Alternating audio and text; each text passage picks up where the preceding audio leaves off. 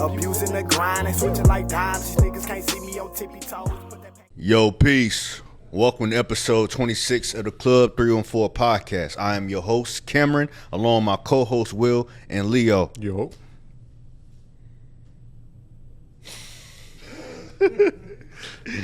Yo.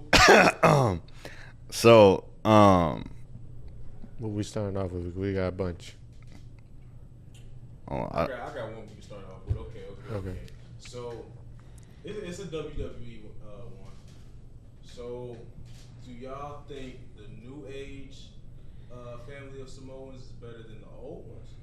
fuck no. If you're referring to Roman and Jey Uso, Jimmy Uso, All of them. Jacob Fatu is their cousin. You got the Sika brothers. the Usos, nigga, what the fuck? Not the Sika brothers. What's his name? Siko's. What? Solo Sokoa? Yeah, Solo. God damn Solo. it. Just, I don't know what I'm saying. Solo. I don't know. Because really and truly, back then they had The Rock. They had Rikishi, Wild Samoans. Samoa Joe. Samoa Joe ain't part of them. You not? No. That's crazy. Nah. He's not part of that family. Who else? Wild Samoans, which is like Alpha and Sika. I didn't watch that. Yeah, that's of the 80s. It was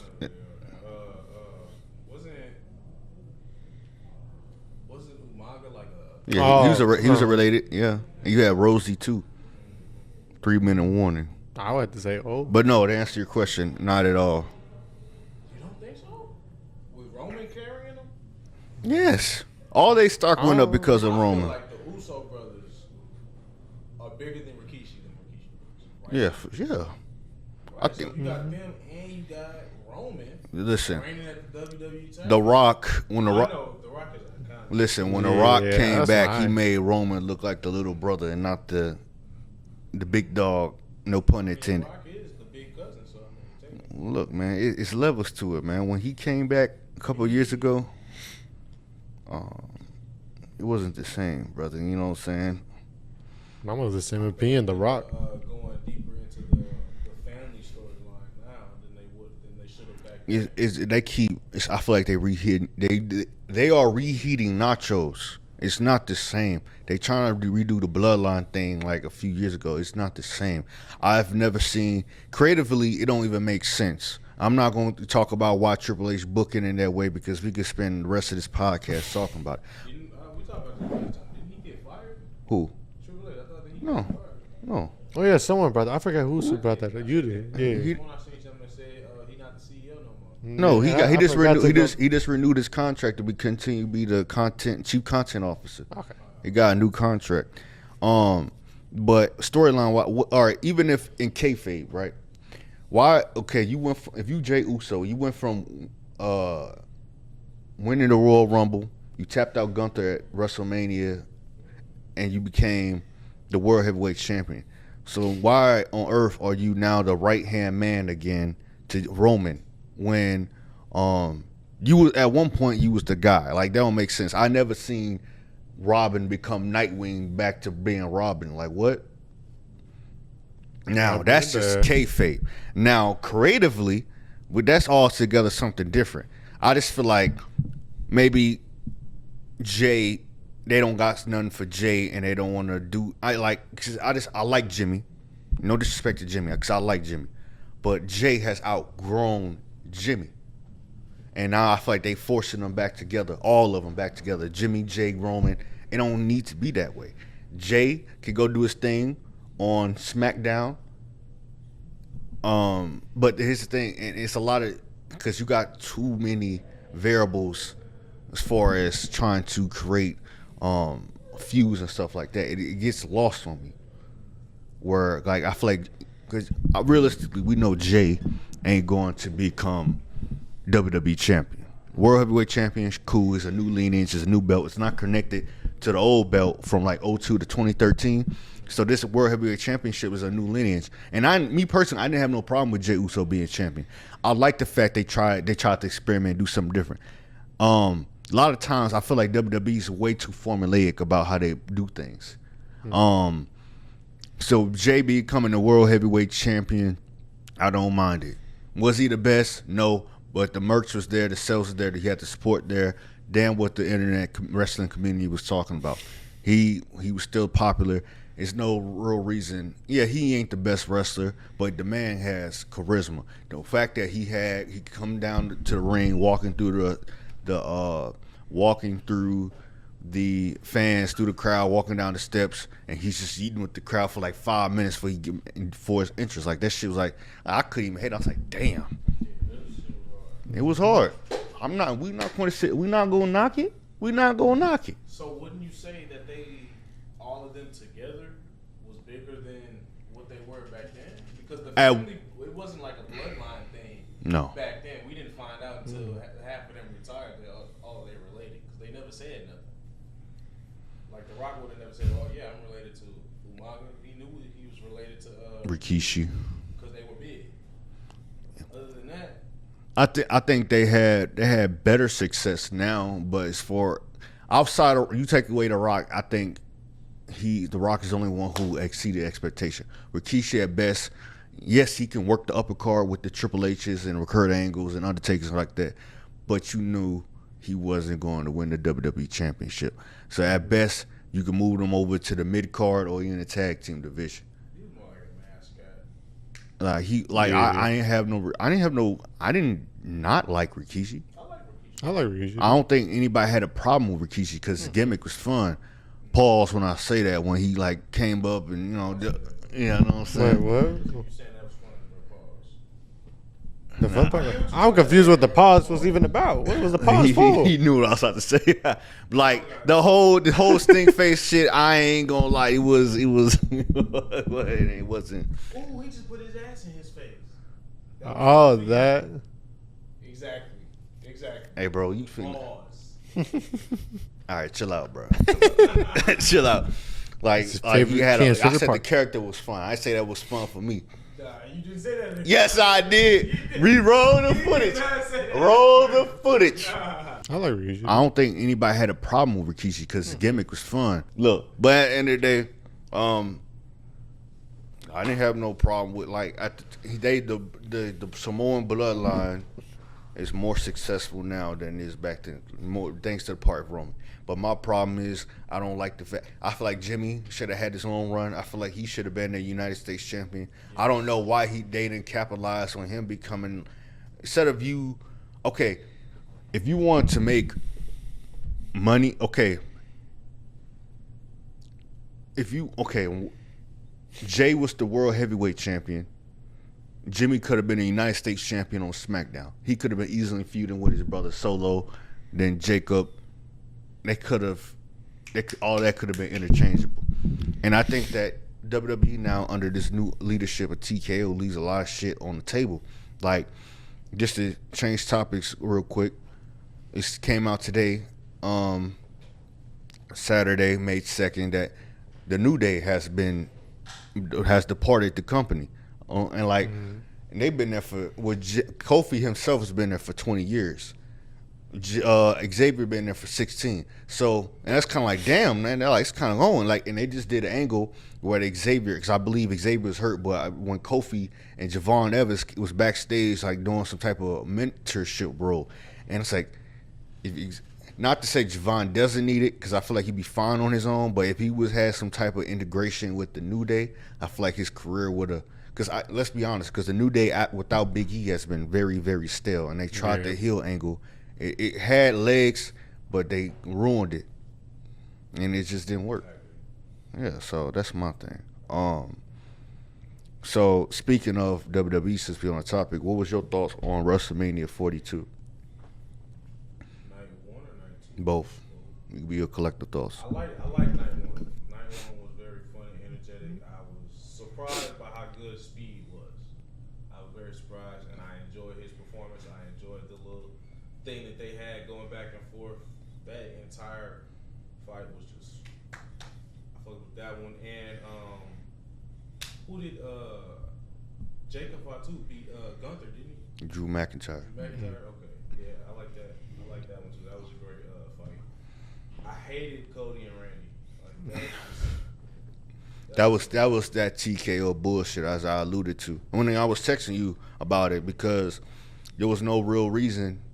why he should have been in that whole storyline because Ari Emanuel wanted Pat McAfee and that whole fucking thing and Jelly. Well, Jelly Roll might have been there too, but Pat McAfee basically being a part of that kind of ruined the whole shit, and it wasn't even a Triple H thing. We can't even get on Triple H ass for that. That was the Ari Emanuel thing, who y'all don't know, audience, who owns WWE now after Vince sold it to him. And it was allegedly this whole report that Ari Emanuel want to make Pat McAfee the new quote Sylvester Stallone in Hollywood, all this, and it ruined the whole thing. And I'm hoping they'll run that feud back correctly about SummerSlam, and they'll have what should have been at WrestleMania, that match the correct type of feud, because Randy and Cody really didn't have no type of in-ring promos against each other. It was just physical, and it was really Pat McAfee doing the fucking talking, and then it left a bad taste in a lot of people's mouths. For me, and I told you over text, I didn't watch night one outside of like the first hour that had on ESPN2. I only watched night one, which was the best night overall. The blew night one out the water, especially with the Roman Reigns and CM Punk match. That was the best match that they had on that card. The storytelling, the match, it was probably the best match since Shawn and Undertaker, which was 16 years ago. You had a lot of great matches since then, but I don't think nothing's better than this particular match between Roman and CM Punk since Shawn and Taker in 2010. I dare you to give me another match. When The Rock came back in 2014, The Rock and John Cena. No. WrestleMania. No, it was a great moment, but it wasn't a better match. They had better promos and a great fight. No, it wasn't. The only reason the CM Punk and the Roman Reigns feud got big was because CM Punk made a bold move and said something about they dead uncle. No, that was literally the only reason. Because then you brought in, wasn't it Roman and Jay and Jimmy? They weren't talking to each other until what CM Punk said, and that brought them together. They had a relationship because I think they did War Games already last year. So they already had on screen. They already reestablished that relationship, but it was more than that. I will admit that the John Cena, the once in a lifetime match, not that second bullshit that they did twice in a lifetime. Vince, you know what you fucked up. You know you CM Punk should have been in that match. But the once in a lifetime match back in like 2012, that one was cool. I think the back and forth, because unfortunately I didn't experience Rock and Hogan. That's in 2002. I was just born. You know what I'm saying? So seeing the face of the company at that time, John Cena, going against the previous face of that regime with the Attitude Era, one of the faces of that company, that was pretty huge, and the hype was real. But as far as an in-ring match, in the ring, strictly in the ring, not talking promos, not talking the build, all that, I'm just talking Rock and Cena 1 is not touching Roman and CM Punk. There's better matches than that. You could have said Triple H and Undertaker the second time, the Hell in a Cell match. That was probably a better match than the Rock and Cena. It's just the hype and the buzz around Rock and Cena, who they was. That's what sold that pay-per-view of WrestleMania 28 back in 2012. The match was great. It's not. Rock and Cena wasn't better than Punk and Roman. For as a storytelling, they're both better. I would say it was, because the wrestling nowadays versus how the old school guys wrestle, you can definitely tell it's fucking fake. I gotta agree with Will there. Back then, you could tell it's fake, but to a certain minimum. If you were great at what you were doing, it was hard to tell that it was fake, unless you knew. If you were a child, right? It looked more believable. Kids now can tell that shit is fucking fake.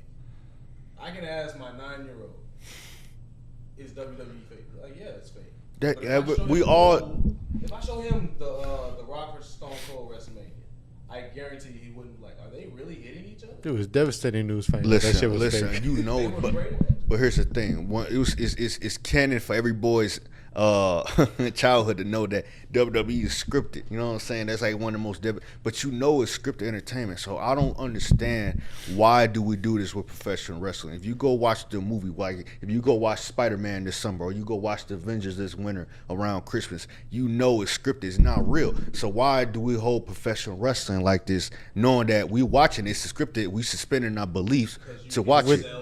You can than what they're doing. So CGI, all the After Effects. Like the punches, how they throwing them. The fucking spear Braun Breaker did on fucking Seth Rollins. Let me get it. Real quick. Braun Breaker.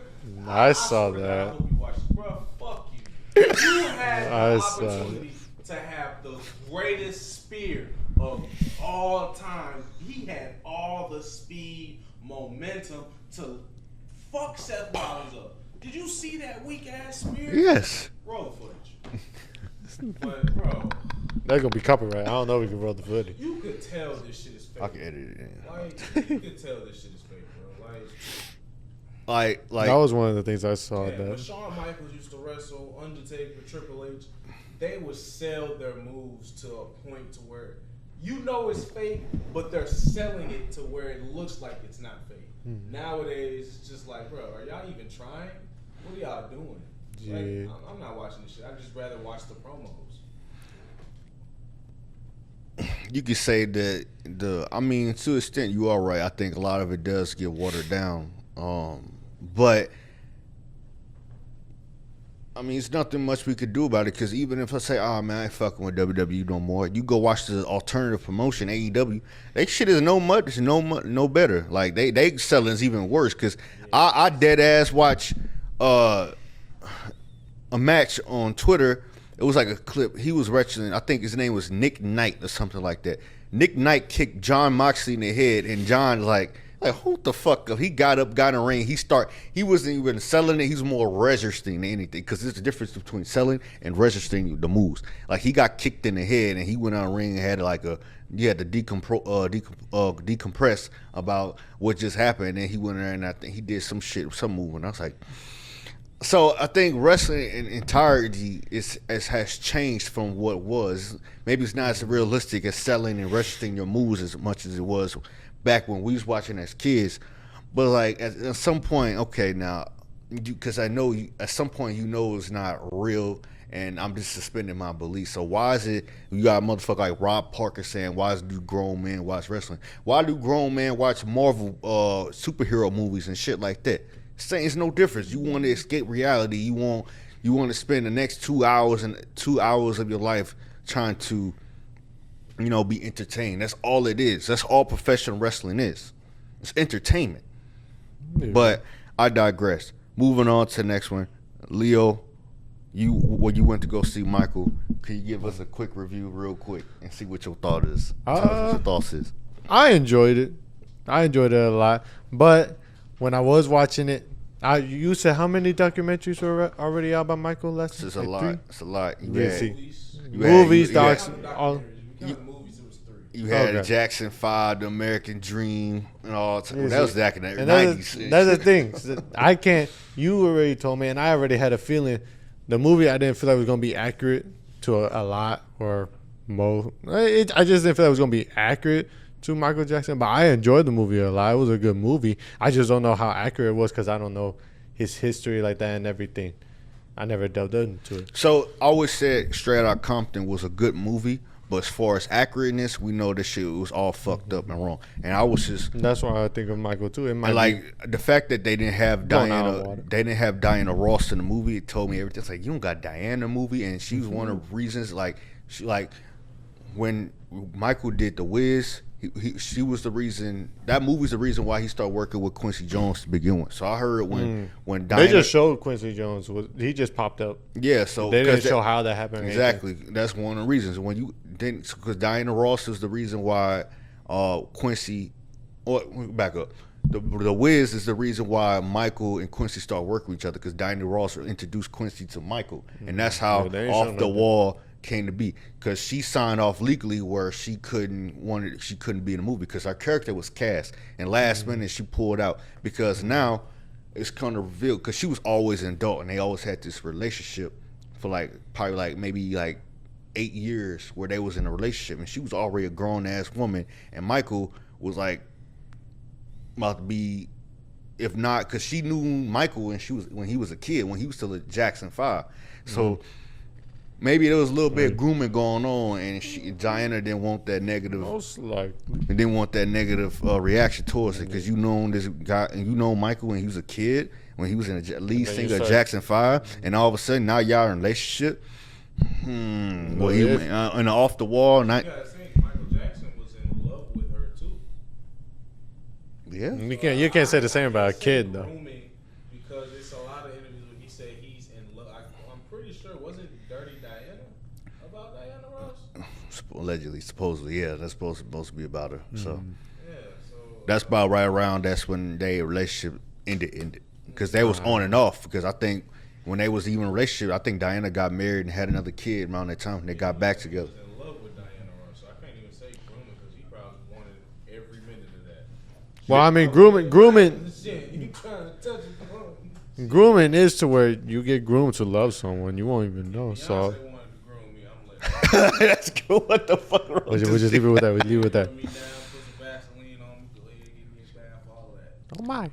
But I always want to say it was a good movie. His nephew, I wanted to point out his nephew. His nephew did a really good job of portraying him. they already going to production for Michael too. So I don't know. That's what I heard too.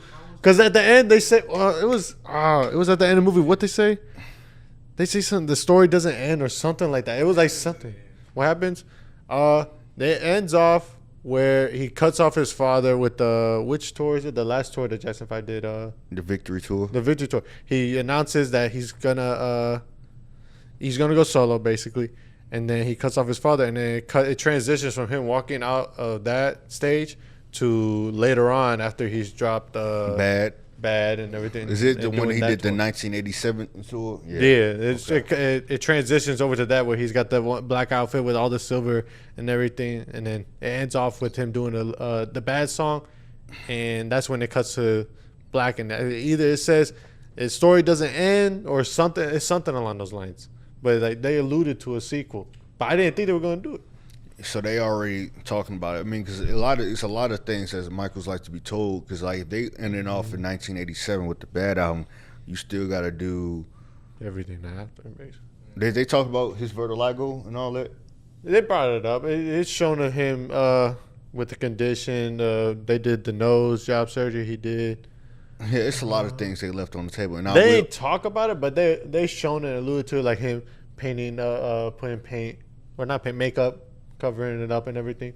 But they ain't never really delved into it. Yeah, I don't. It might be a good movie, but like again, they left a lot of things out. And Diana Ross not being there is a major factor. And, like you can't. My mom brought up Janet wasn't in there. Things like that in his life. Like I doubt they're gonna put that he owned basically damn near owned Sony. He owned a lot of publishing. Yeah, he owned because he bought ATV. Hey, shout They out ain't to show no buying. And they show nothing about it. Nothing about buying They're nothing. not gonna show nothing about him. Like I want to see like some of Hey, the low key things he did. Like show us to where the point when Eminem had dropped just like us, and he bought all of Eminem's catalog. I don't think Shit like that. supposedly he didn't buy. Well, his company bought it. His company bought it, and then that's how he was able to start making money off of Eminem. So I think that shout out to Eddie Griffin too. He told the story on Vlad TV. You know what's gangster? I own Sony's publishing. Every time Beyonce and Jay-Z make a song, Michael was getting a check. I bought the Beatles. Yeah. While I'm doing the video with the Beatles. That's gangster. Right. With Michael walks with Paul with McCartney. If you're gonna sell the Beatles, how much you sell them for? Oh, I don't know, about 60 million. Wow, that's a lot of money. That motherfucker go right to his trailer, get his people on the phone. Paul don't find out till the next fucking day Michael done bought the Beatles. That motherfucker come on and say, how can you buy Beatles? How can you buy Beatles? He said 60, I gave you 64. That's a lot of money. The girl is mine. Your publishing's mine. This nigga's a gangster, nigga. Shout out to Eddie Griffin, man. But moving on real quick. So y'all talked about a little bit before. I wasn't here for it, but y'all said, what was your reaction to the Street Fighter trailer?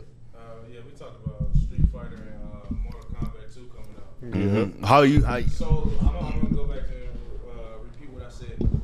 I think they did casting wrong on Mortal Kombat 2, so it's gonna be horrible. Robin Thicke should not be Johnny Cage. When Johnny Cage first comes to Mortal Kombat, he's like what, 22, 23? He's young. It should not have been Robin Thicke. And then y'all gave us the old Johnny Johnny. Cage That- to start off with. What the fuck? It's not Robin Thicke. It's Whatever that nigga is. his Ain't he the one that plays Butcher? Carl. His name is Carl Urban. I don't even know who that is. Oh, well, you said Robin Thicke. I was like, Scourge. He plays Scourge. Whatever his name is. I don't give a fuck. Don't he play in The Boys too? I think so. Bro, why? Young Johnny? I think we were talking about that. Yeah. Who we think would be a young Johnny Cage? And then we brought up Conor McGregor. Conor McGregor. I said The Miz. Damn it. No. What? The Miz isn't too bad of a choice. He but I looked think Conor- like Johnny Cage. He looks it. Johnny Cage is like The acting is one thing, but funny and corny.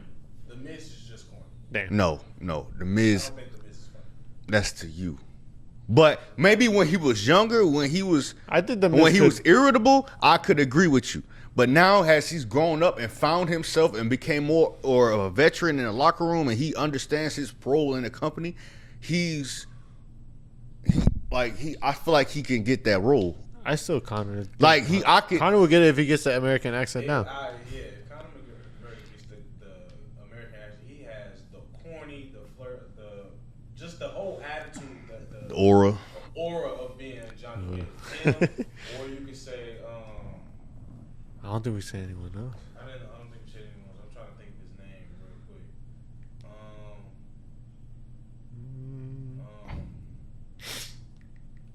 Now I don't know how y'all feeling about this, but I would even say, what's his face? Who? He's too old now. Damn, everybody fucking old. Yeah, because someone brought up someone no less. Ryan Reynolds, but he too good. Yeah, he was. No, I don't want to see that. And then he might bring out Deadpool a little bit too much with Johnny Cage. That's what we was thinking. I think what Ryan Reynolds is good. I like Ryan Reynolds as what he's good for, but Ryan Reynolds is I don't want to say he's typecast, but like kind of. he's good for what he's good for. I don't think he'd be good in this role. Not for Johnny, I think. But what was your thoughts? What was y'all thoughts on the Street Fighter commercial? I mean trailer.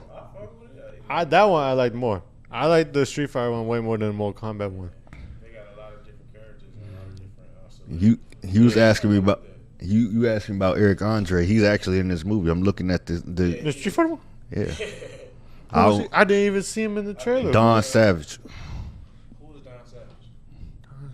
Fuck if I don't know. I'm not no Street Fighter dude. Street- But I don't know. I just only said that because Roman Reigns is in this movie, and Cody Rhodes. yeah, Cody Rhodes. And 50 Cent. I ain't worried about him. I'm just but I'm just saying, I like the Miz as Oh, he is. Johnny Cage. Yeah, I feel like that would have been a good role. Missing a page, bro. Hold on. No, but yeah, when we talked about the movies last time, I was saying I'm gonna prefer Street Fighter, I think, over Mortal Kombat 2. I'm gonna go back and watch the first one when what was that came out? I forget, but because I don't remember the movie at all.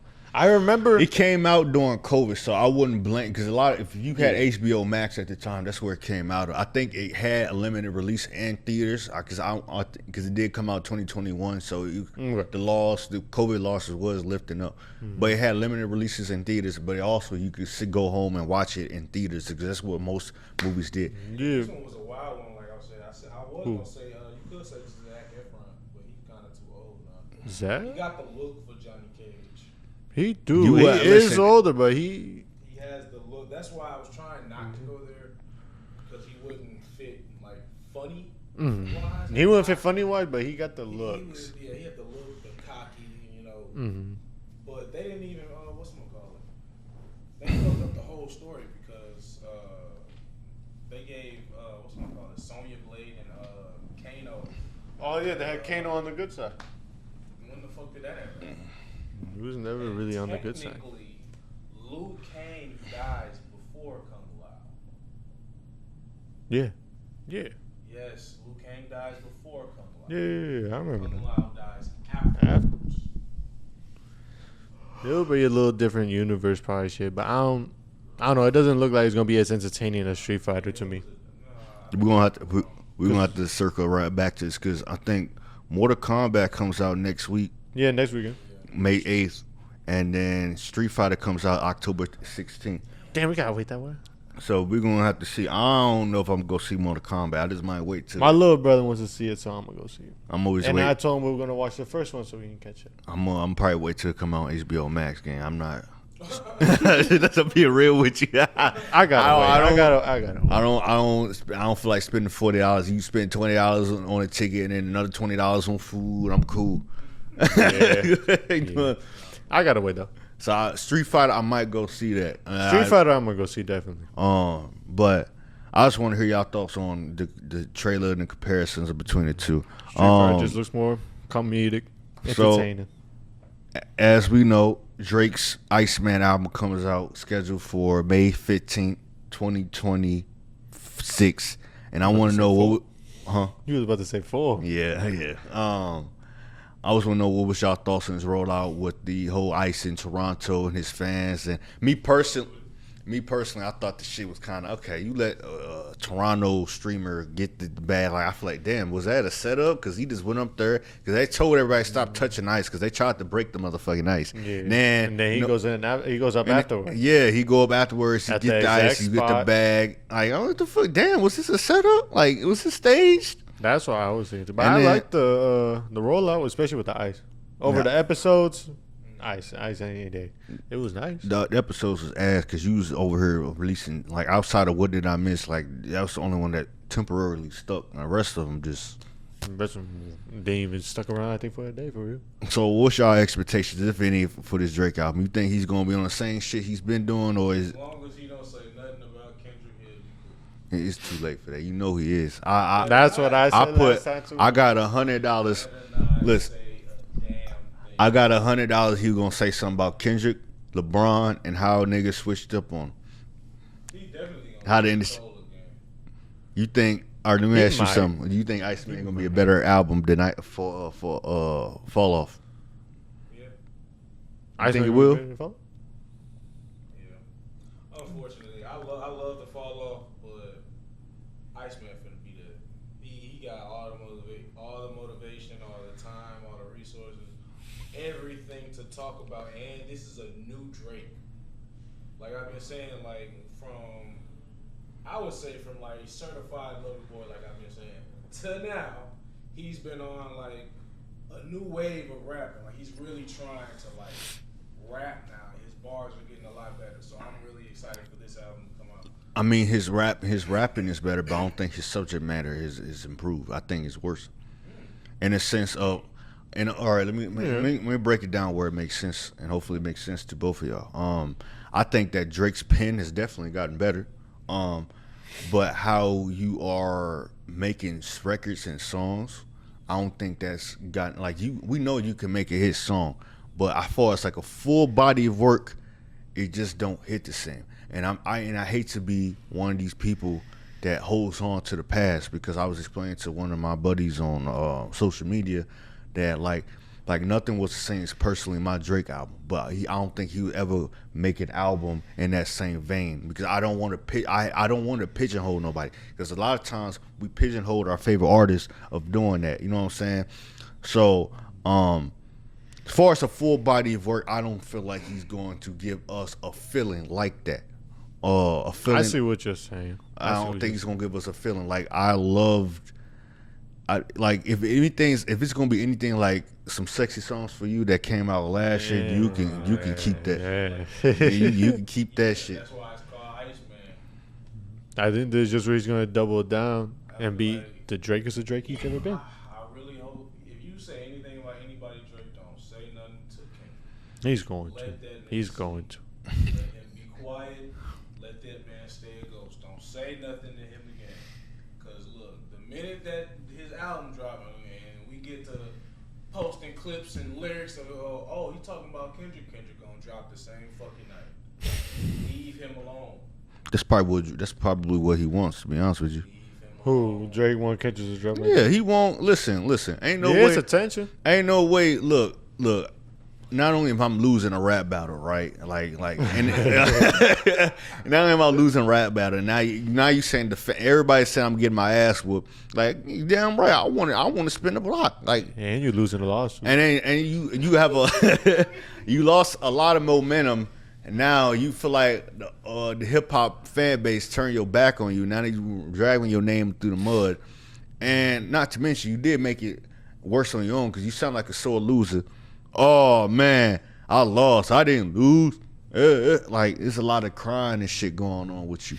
Now, if he was quiet and went away for a while and came back and said something, maybe I wouldn't be as critical. It wouldn't be as bad. But the fact that you've been 2 years on social media subliminally dissing Kendrick, LeBron, and whoever else you going back and forth with Rick Ross, like talking like you showing He always moves like that. you showing you like being a bully until you get bullied, and then when you get back in the corner you don't know how to act. That's the problem. Like, he showed that bully thing with Meek. He tried to do a Pusha T, Kid Cudi. He What did you do with Kid? I don't remember that. It's a song called Two Birds One Stone where he Something had to happen to Meek. Meek had to take like. well Meek They had to pay him. no It's not. No, I still don't believe that to this day because they weren't even beefing for that long. Didn't they post a picture like what a few months later? no. So what happened? So basically, Like a year or like a few months later, they posted up saying, "Oh, the beef is over." I remember they had that picture. no, that was probably about 2018 when they got back together and made Going Bad. But it was like that 2.5 year stretch where, okay, so Meek found out that Drake doesn't write his rhymes and about the whole Quentin Miller thing. So Meek went on social media, said, "Don't compare me to Drake. I actually write my rhymes," something like along like that. And then Drake, he said, "Oh, you talking crazy? So let's get active." So he dropped Charged Up. 2 days later, he dropped Back to Back, and then Meek came back with that weak ass Wanna Know, and then that was the beat. That was that beat. I don't even remember that. And then people start dragging Meek, and then he had the worst 2016. You broke up with Nicki Minaj, broke up with him in 2017. And he came back with War Pain, but at that point it was a decent track, but it was too late because not to mention, I forgot, prior to War Pain, he had Summer 16 where he's basically flexing on Meek and among other people. You know what I'm saying? So yeah, Drake gave that man hell for like 2 years before they got back together, made Going Bad. Yeah. So that was after Meek's jail time, wasn't it? yeah, this when he got out of jail. Wait, let that shit happen to me though.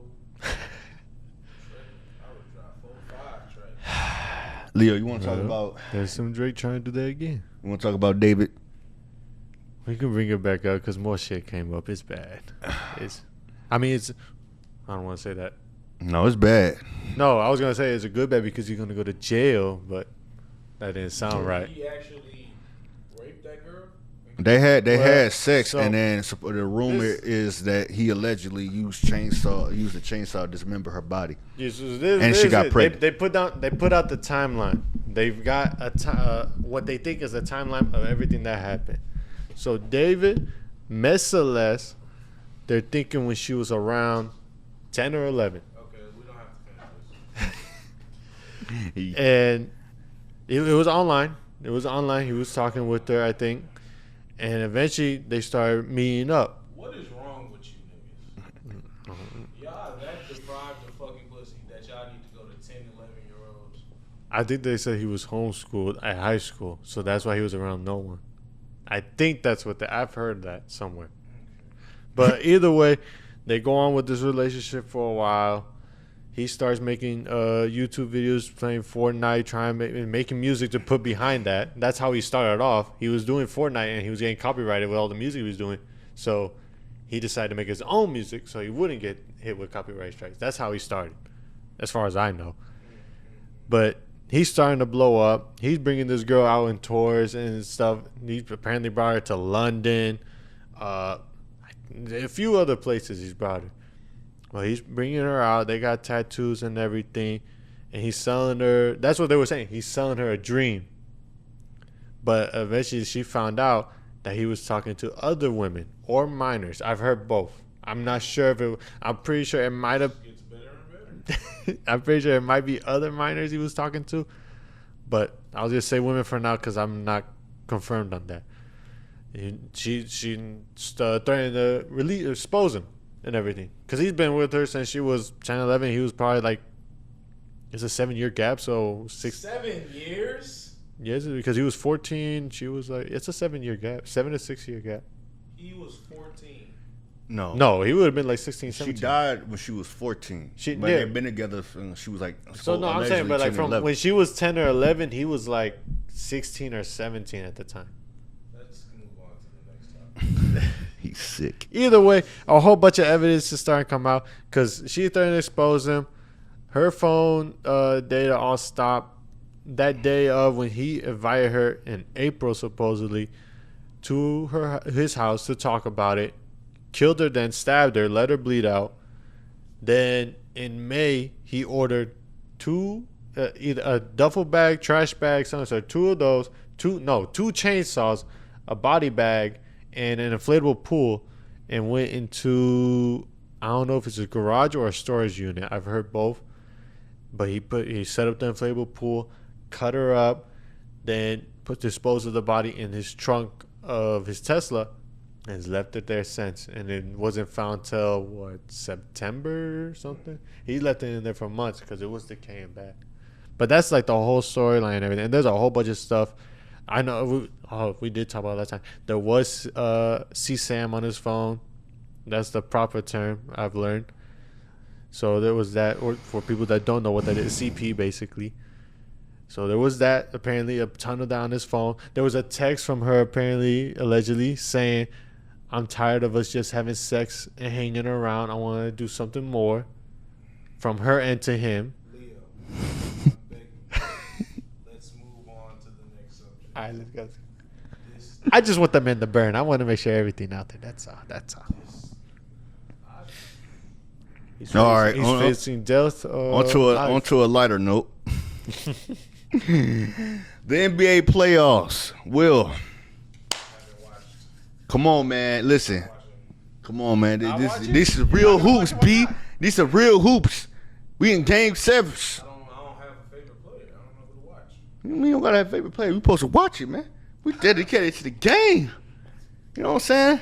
My favorite player. Steph not in the playoffs. Steph. Dame not in the playoffs. You acting like a casual. Yeah. It's just nobody I like to watch. Speaking of that. Ja.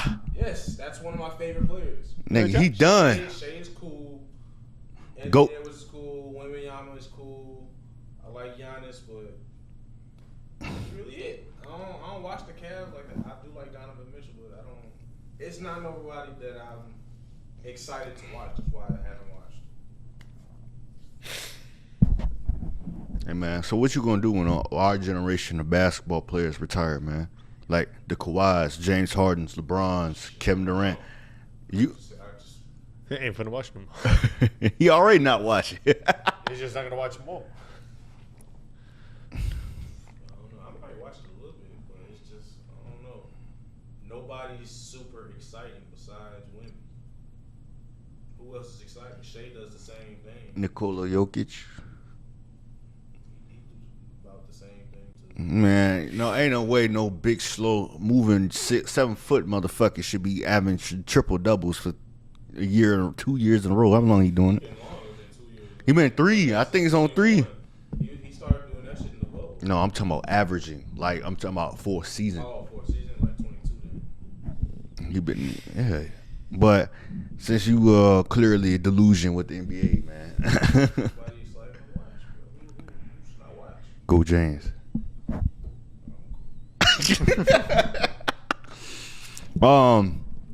So last time I wasn't here for this, and I wish I would have.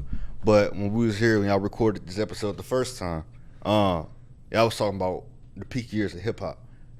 Oh, we didn't bring it up because you wasn't here. We didn't talk about it because you weren't here. I asked if you wanted to, and Will was like, "No, he wanted you to be here." Okay, I'm here now. So let's talk about what's the peak years of hip hop. Okay. So I said my personal peak like 90. Nah, I'm gonna say like 90. Yeah, I'm gonna say 1990 to about. Found it. 90 to like 05. 90 to 05, or like 93 to 05, around that era. No. And then I said about 2012 to like 2018. Oh damn. You brought in it from the text. I had two different Yeah, you had 2 different. eras. You just brought in more. You said 90, 95 in the text at 2015, I'll 2018. say for peak years of hip hop, I'll say the first run will be like 93 to. It was hard. I wanted to say 99, but I had to like got Nelly, 50, all of them, T.I. I think you can have several runs. So I think first year I'm gonna say between 93 to 98. And then after that you could say Only reason I didn't say it because didn't Illmatic come out in like 91? 94. Yeah, okay. But then you can make an argument that the 2000s had a great period too. Probably from 90. We're really okay. If we're gonna combine it all together, bump that. I'm gonna say 93 to 2008 all together. Except just cutting up years. I think that's probably the best years and best time in hip hop. And then for our generation, you could say 20. I said 12 to 18. That's fair. Cause about 2019, bro, I was like, all right, this shit getting weak. That's when it started detouring real quick. Cause people like you, Who Exactly. had the longest run during your peak era? for like a rapper, Run. the Yeah. rapper. Who had the best run throughout those peak years? Let's say 12 to 18? We can start with our generation. what's our generation? I said 12 through 18. Oh, it's Drake. No, ain't no numbers wise. He's out of here. You know, ain't nobody touching him now. Who's the best rapper from this era? Then you could make an argument for Kendrick, but the best rapper, I mean, the most that The most known best the rapper. best run was Drake. The best rapper is Kendrick, and then the best region of hip hop is obviously the South, and more specifically Atlanta. Yeah. Unfortunately. So, but if we're talking like, You said 93 to 98. if we're talking about that run, I will say you ain't gonna like this. And the best run would have to be Jay-Z. The best rapper would have to be, oh shit. The best run is Jay. The best rapper from that era. Fuck, I wouldn't know. I want to say Eminem, but he was the best. Image came out 99. I know, but he could make an argument. You had, because his run alone was from 99 to 2004. And I always said that rappers always had like a 5-year run where they peaked, and then they eventually they declined after that 5 years. Like 50, he had about 5 years. Nelly had 5 years. Ludacris, I know you don't like Luda, but he had like at least 10 years before he officially fell off. From 2000, from back for the first time when he had What's Your Fantasy and Southern Hospitality, up to Battle of the Sexes, where you had How Low Can You Go, and what's the other song with My Chick Bad. That's all 10 years. Go back to when you said Jay-Z had the peak. I said he had 93 to 98. I said he had the best run. I didn't say he had best peak. Best peak would have to be Eminem. Now I'll say that Eminem had the best peak because I think he like the only rapper who had like sold 1 million first week like 3 times with Around that time, That's he what I had always hear Matters about. LP, Eminem show, and I want to say Encore. So, I think Jay had the best consistent peak at that time, from Reasonable Doubt all the way to the Black Album. 8 albums of consistent body work. And there's not one dud in that motherfucking album. 8 albums in 8 years. There's not one dud in there. I think Nas had the best No. from He had a dry spirit in there in '99. where he dropped Nostradamus. And I Am is not bad, but it was a cool album. Nostradamus was bad. It was a bad Nas album. And then it got to a point where Jay felt like he did surpass a million. Jay was before Jay got humbled with Ether, but Jay felt like he can. All right, let me go ahead and finish this nigga off. And his career is already in the dirt. Let me just go ahead and put him there. But then Nas gave Jay a reality check, and Nas came back to life for a few more years, career rise. That's just my interpretation of it. You could make honorable mentions. You could say 50. You could say Wayne. You could say maybe Jeezy. In the 90s, of course, you can give it to Wu-Tang, Pac, Nas, Big, but like that's it. I think Jay had the most consistent run. Eminem had the best peak. So yeah. Now, if you disagree with that, I'd love to hear your thoughts.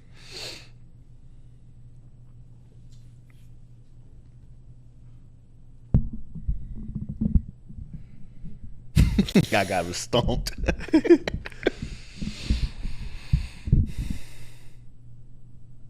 don't know. I can understand Nostradamus because that shit was Trash.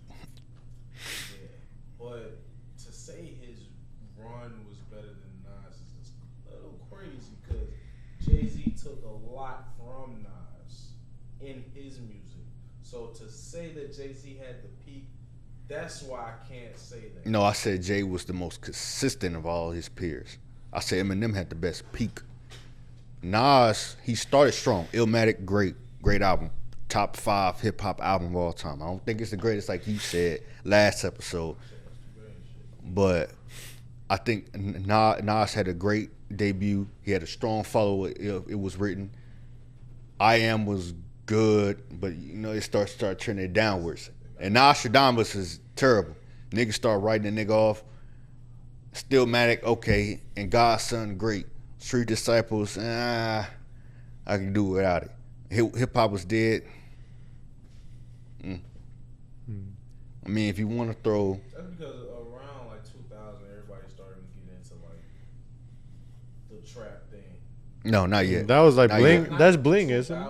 That was considered the bling era, like Leo was about to say. That was like the bling. That's when Cash Money and No Limit was. Yeah, that was like the bling era, brother. But because you remember, because the West Coast had the G-Funk and all that, and East Coast had the Mafioso, and then bling came in with the of course New Orleans and the South in general. But then it transitioned to trap. And then trap came around, because at the same time you had trap working itself in, and even after that bling era, you still had the crunk and the snap era. And the God, I hated that era. Like I hated Lil Jon with a passion. Like fuck that nigga, really? Man. Yes, bro. I can't tell you how many times I asked my parents, whether I was riding with my mom or dad or both, please change the station. Because they used to play Get Low and and Damn and. I was like, God damn, they played that shit like 3 times an hour. Like, damn, how many times we gonna hear this?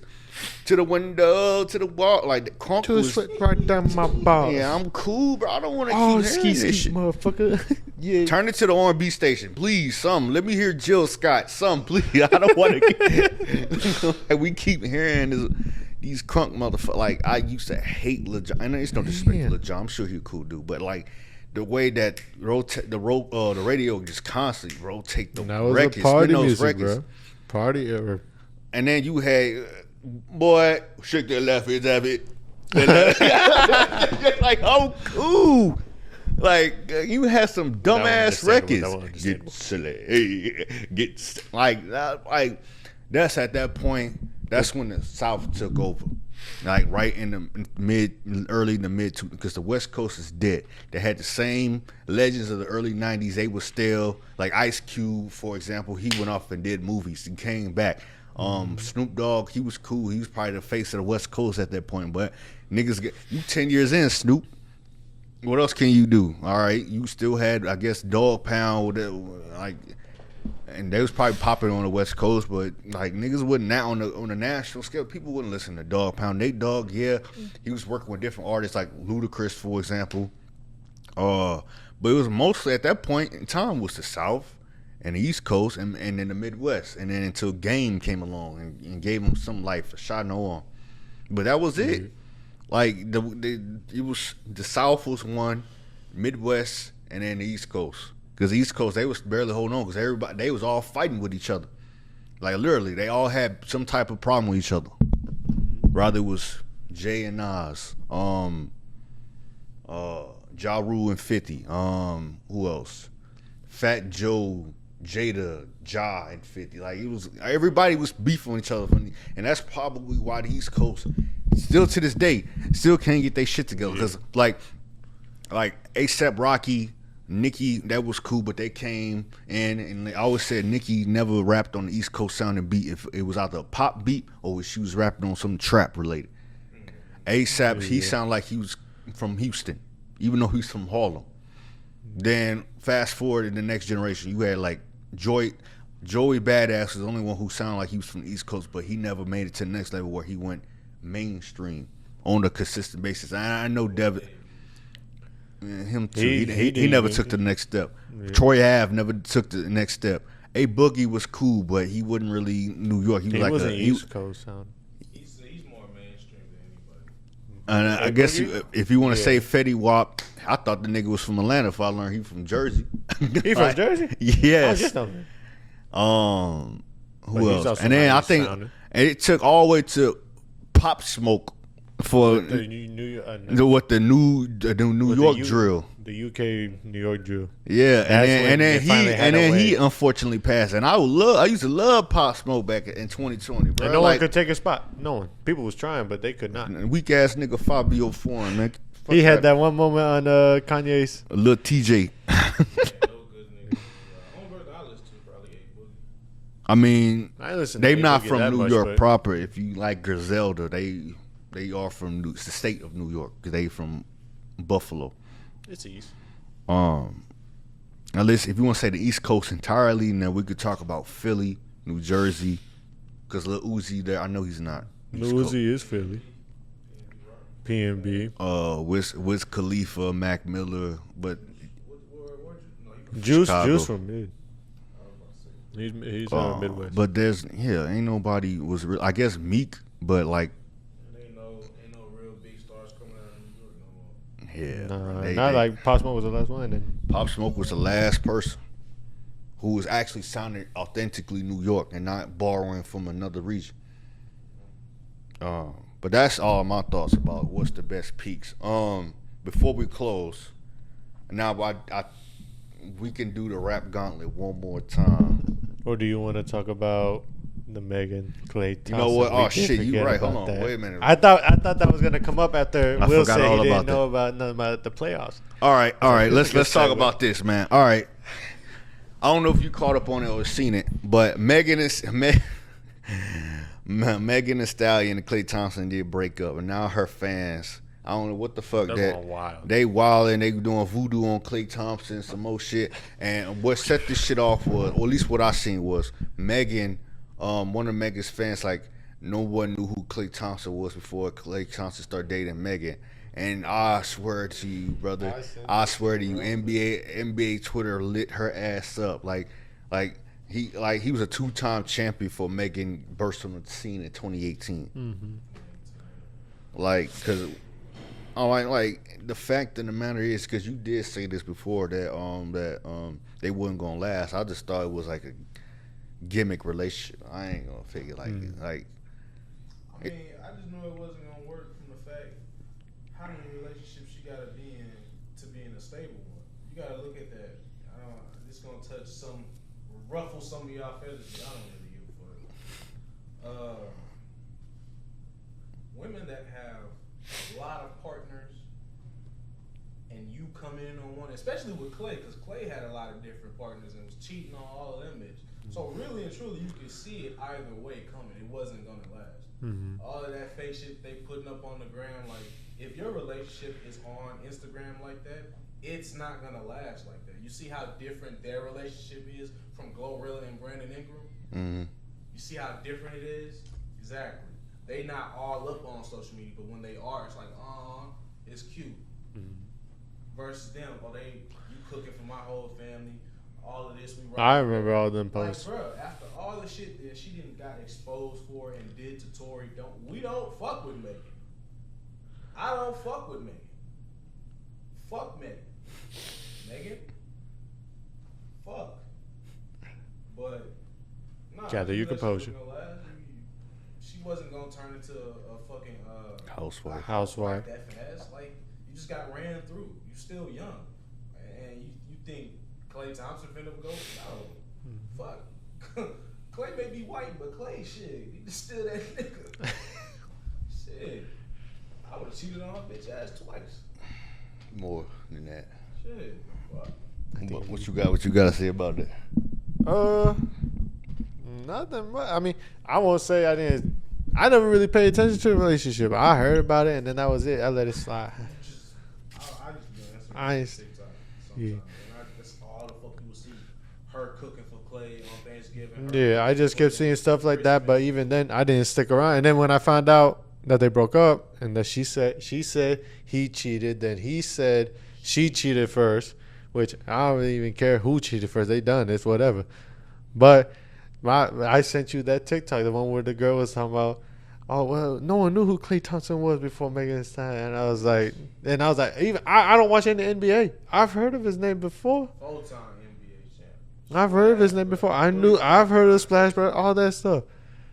But it's like, One of the yeah, maybe shooting guards. maybe Megan opened him up to people that didn't watch the NBA, to the women, but Shooting guard.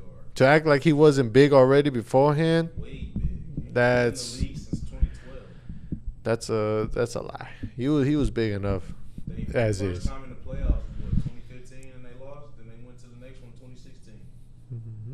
These hoes are delusion.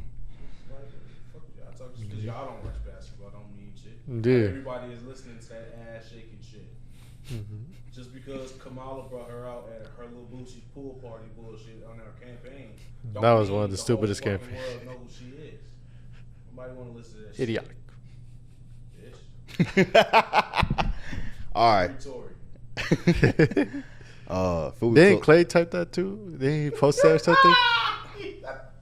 I think that was AI. I think it was AI. I remember they was posting that everywhere of AI. Klay Thompson posted a story, free Tory, right after everything. That shit was hilarious. If he really said that, boy, I would have straight died. That's hilarious. Bye. All right, peace. Thank you for tuning in to another episode of Club 314. I'm your co-host, K Sharp, Leo, Will, Dante. We out.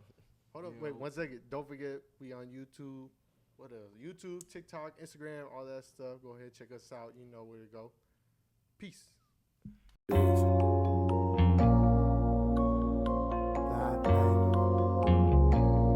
music.